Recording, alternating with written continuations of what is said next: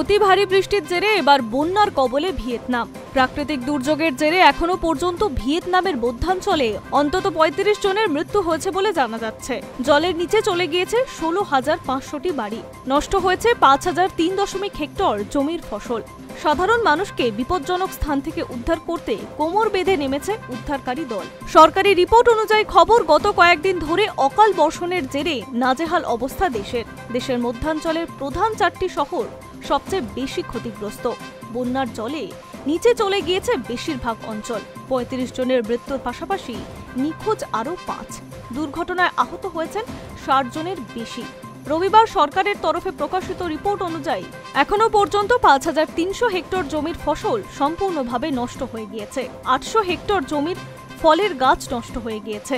৪২,০০০-এরও বেশি গবাদি পশুর মৃত্যু হয়েছে। এখনো জলের নিচে ১৬,৫০০ ঘরবাড়ি। ক্ষতিগ্রস্ত এলাকাগুলির জন্য $১৭.৯৩ বিলিয়ন অনুমোদন করা হয়েছে সরকারের তরফে।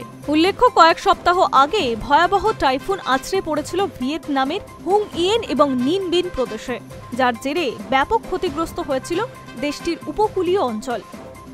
সেই বিপর্যয় সামলে ওঠার পরেই ভিয়েতনামে শুরু হয় অকাল বৃষ্টি। গত আগস্ট মাসে ভিয়েতনামের উত্তরাঞ্চলীয় প্রদেশে ডিএন বিএনে আকস্মিক বন্যা ও ভূমিধসে ৮ জনের মৃত্যু হয় এবং ৩ জন নিখোঁজ হন। ফের বন্যার কবলে পড়ে ভিয়েতনাম।